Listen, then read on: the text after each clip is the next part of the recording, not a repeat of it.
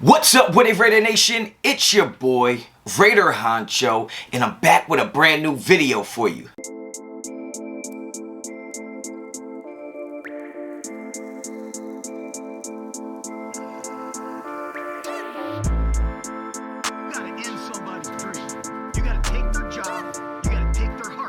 Alright guys, let's get right into it, man. You already know the vibes. You already know what type of time I'm on. If you're not a subscriber to the channel, well damn, subscribe to the channel. Also, hit me up on Instagram and Twitter, both at Raider Honcho. So, let's get right into this, man. Amidst all of the speculation and requesting and just wanting to remove Derek Carr from the starting lineup and have Marcus Mariota play, get rid of the Derek Carr talk, all of this stuff is going on because the Raider fans seem to feel like they can't win with Derek Carr, right? Derek Carr's underperforming. Let's get another guy in there that can do the job because Derek Carr is not able to get it done with what he has around him. But my question is, where is all the slander for Josh Jacobs? Where is all the slander for a former first-round pick in Josh Jacobs, who's supposed to be one of the best running backs in the NFL, supposed to be an elite talent, supposed to be a superstar running back, and yet he's not getting the job done? Where's all the talk for Raiders? Where's all the talk for Peyton Barber to play?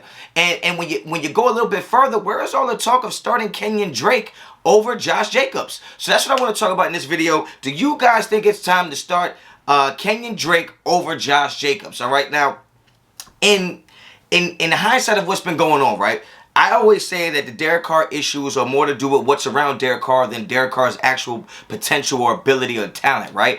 And I think the same could be said for Josh Jacobs. When you look at Josh Jacobs not being able to do the stuff we expect him to do or the stuff that we're accustomed to seeing him do, I mean, you could point to the offensive line and say, well, if the offensive line's not getting blocks, how do you expect Josh Jacobs to be good? If the offensive line's not that good, how do you expect Josh Jacobs to run for hundreds of yards a game and score touchdowns in the red zone? But if you're not going to give Derek Carr a pass for it, how can you give Josh Jacobs a pass for it? And I've always said that our red zone issues are not just on Derek Carr. It's not just on John Gruden when we had him. It's not just on play calling. But at the end of the day, where's your star running back in the red zone? How many times is Josh Jacobs not going to score in the red zone? How many times is Josh Jacobs not going to get us close to the 1 yard line when it's 3rd and short, 4th and 1? I've seen Josh Jacobs get stopped plenty of times, right? When you talk about the health of Josh Jacobs, talking about him not being available all the time or just looking like he's not at 100% all the time, when are you going to start taking a look at that and say, you know what? Maybe Josh Jacobs isn't the guy. And I'm just not understanding why we're not having that same conversation about him that we have about DC. When you talk about starting Kenyan Drake over Josh Jacobs, it's not just about the fact that Kenyan Drake is averaging 4.1 yards a carry. Josh Jacobs is averaging 3.7, maybe a little less. I know Josh Jacobs does have way more attempts, and he does have more touchdowns. I think Josh Jacobs has 5 touchdowns. I think Kenyan Drake is at 2 touchdowns. But at the end of the day, Kenyan Drake seems to run better behind this offensive line because I think Kenyan Drake is a better runner outside the tackles. And when you talk about zone cuts, when you're talking about zone style blocking with stretch plays and stuff like that, it is easier for Kenyan Drake because to me, he's a better runner outside the tackles. I think Josh Jacobs is a better runner inside the tackles. But the problem is we're not getting all that type of production when it comes to the run game and getting a push from our offensive line. So there is nowhere to really run in between the tackles. There are places to run outside of the tackles because it's easier to open up lanes there, right? It's easier to get the ball going left and cut back right, seeing a lane outside of the tackles. You see a lot of Kenyan Drake's runs, you see a lot of success Kenyan Drake is having is because he's getting outside of the tackles.